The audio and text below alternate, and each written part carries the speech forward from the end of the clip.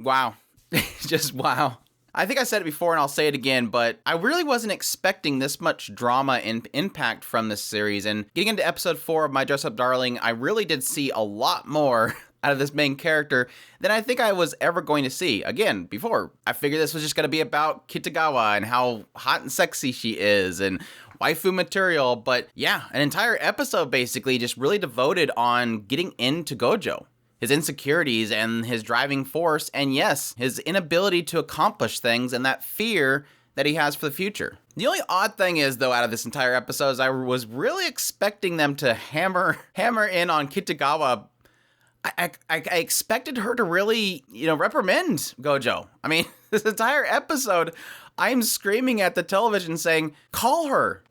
Like when he got the call for the tour, it's like, call her. I'm sure she'd be perfectly fine with helping those people look around the place. Like, granted, she can't really explain things to them, but she'd probably do well in that kind of stuff. But just like his inability to really ask for help and reach out to her and have a mutual thing here, he doesn't do, and yet she just apologizes. So I don't know, I'm sure they'll probably get into it later, but it felt like a missed opportunity for her to really kind of pound into his head, dude, I told you to call me. And I was expecting that smack, like just smack him across the face and say, why didn't you call me? This entire time, why didn't you call me? But anyways, I'm getting ahead of myself. But yes, most of this episode really kind of around Gojo realizing, yes, 2 weeks out, that's not enough time. And then like this compounding issues that keep falling on him. Like immediately when he gets home, Grandpa sees his stockings that he just bought and collapses and hurts himself. So he has to go to the hospital for that. That takes time out of him. Come to find out they have, these midterms coming up. And so he's got to study for that. And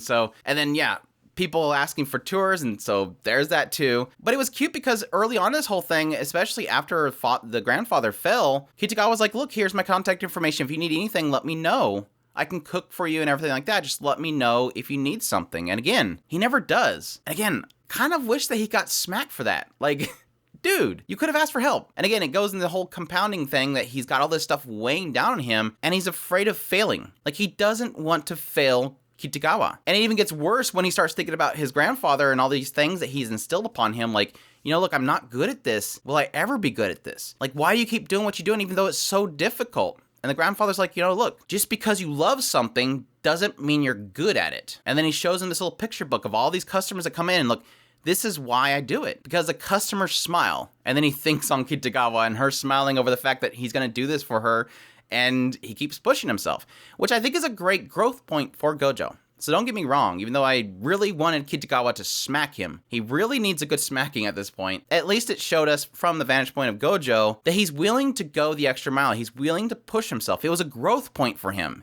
He's finally realizing, this isn't going to be easy. And even if I never get good, as long as I can keep pushing myself, I can achieve something. And that aspect, like I said, I think it's a growing point, a significant growing point, despite the fact that, again, the entire episode I'm screaming, call her to help you. And that's the frustrating thing is it's like, he's obviously going out of his way to help her. But I think she's already established quite frequently at this point that she's willing to do the other half. And again, I'm hoping it's something they'll get into the future. Some later part where he's got some task ahead of him that he'll realize that he can rely on her just as much as she's relying on him. And I think right now there's too much of a weight on him right now that, yes, is satisfactory. It has a sense of accomplishment and a goal, so a reward in the end, which is to live up to her expectations, to get the thing that she wants, to again, get that smile that she seemingly has that he can achieve, but it's too much weighing on him. And it was funny because about halfway through it as well, I'm thinking to myself, I just know this is going to turn to one, I kind of assumed it was going to turn to one of those things where at some point he breaks down. And then she finds him and says, why are you like this? Why are you so broken down? What is worrying you so much? Is it your grandfather? Is it something else? And then him revealing, I just want to get this done for you. It's not even 2 weeks away. And then her saying, it's not that big of a deal. Like again, there's like 2 points here of this. She needs to smack him. And the other point is to tell him it's not that big of a deal. It can wait. And sure enough, at the end, it just turns into that was just one. I didn't expect that you were going to shoot for that. There's tons of them. They're like daily in Japan. We could find somewhere to show it off. And if anything, I'll just wear it and we can show it off in the house. But we all know exactly why he pushed himself so hard. We know exactly why Gojo pushed himself so hard. He was shooting for that dream. He wanted to achieve that dream. Is Gojo, I don't know, is Gojo willing, are we that far with him yet that he's got that connection yet? I mean, he had the dream. I don't know if is he still in dither territory at this point? But no, despite all that stuff, it had a good payoff. That final moment where he tells her, yeah, look, it's done. She comes over, and yes, it has that point which I thought that he was going to get a smack in the face. That realization that you push yourself way too hard and did not rely on me, but it just kind of turned into Kitagawa just breaking down, sorrowful the fact that he pushed himself so far and she didn't know. Like, I guess it's pointing out the idea that she didn't see the signs, that he was pushing himself so much and that she wasn't there. That none of, and again, Gojo, speak up. None of it's really her fault because she didn't even know he was there. She assumed that she was with his grandfather. There was nothing that indicated that he was there alone pushing himself. She tried over and over again to get there, but I guess she just technically blames herself for indicating that that was the goal. 2 weeks out, she should have been more clear. I don't know. I again, Gojo, speak up. Instead, all we get is him basically trying to side tangent. And, you should try it on. You should try it on. Just try it on. Let's go over here. Let's get away from this conversation. But it was great. Not only that, just really getting the lead up to it, talking about the eyelashes and all that kind of stuff, getting us a little bit of insight into the world of cosplay. There's a lot more than just making the outfit, and I like how they're getting into all those different things, like, the eyelids, how to, shape it, the eyelashes themselves, her shaving them off just so that she can do the outfit, hair bundling just for the wig, all that kind of stuff was really cool. I liked seeing that insight into the industry, which I know quite a bit about, but to kind of get a lot of it refreshed or get into more detail was really cool. I don't know why they named the entire episode after the misunderstanding that the eyelashes was his girlfriend's. I don't know why she would ever think that he has a girlfriend.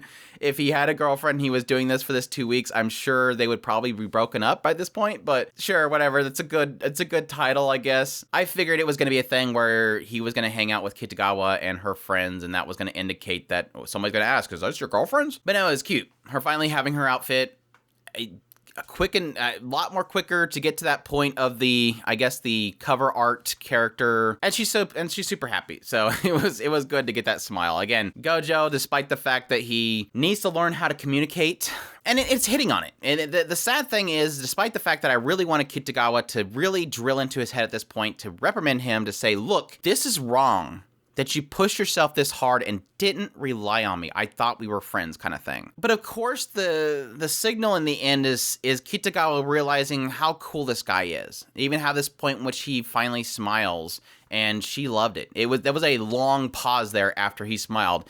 And so there's an obvious indication that, I think they're indicating right here that Kitagawa likes him.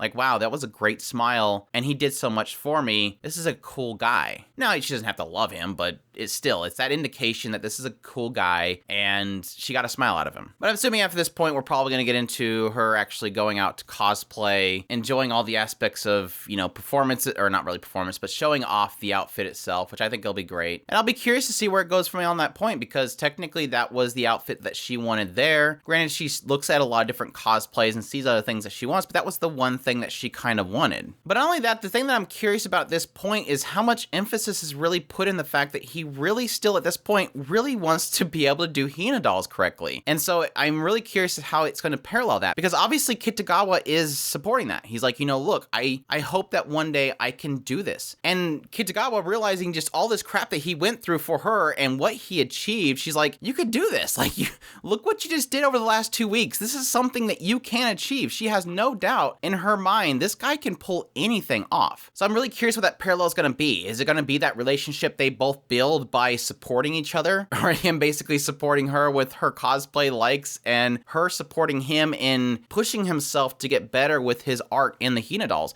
Or if it'll be a thing where eventually he realizes, look, this is my Hina doll. Like, Kitagawa is my Hina doll. I don't need to craft these things. This is the thing that I find beautiful that I can then doll up and improve, and that will be his new inspiration. Supporting her as his Hina doll, which I guess you can kind of claim is kind of wrong to think it that way, but it's essentially what it seems like it's setting up. And I think that'd be a really cool route for them to take. And it sucks because I don't really want to say that he should give up this passion that he's always has, but that's essentially what he's done. He's created that first Hina doll, and he's doing a really good job of it. But anyway, like I said, fantastic episode. Just so good. Really great drama beats to it. Love seeing this growth in Gojo, really kind of pushing himself further and further. Again, getting that inspiration back and really pushing himself to achieve what he wants to achieve and not get stuck in a rut. Again, kind of wanted him to get a nice smack in the face. Hopefully that's something that will come in later. That realization that he can rely on her, not letting it be so one-sided.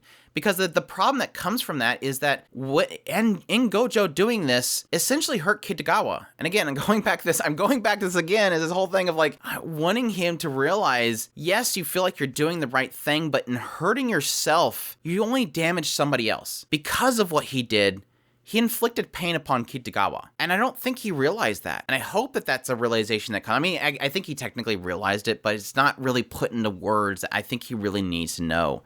He needs to know that what he did was technically wrong. He did get her outfit. She's super happy about it. He got the smile he was looking for, but he also wronged her in a way. And so we'll see. But that's my thoughts on My Dress Up Darling, episode 4. Fantastic. Cannot wait for more. Hope you guys enjoyed this video. If you did, leave a like down below. Comment, let me know what you thought of the episode. Subscribe if you haven't already. Share this video if you can. Support us on Patreon or throw our tips link in the description below. We definitely appreciate everybody that does. And y'all take care.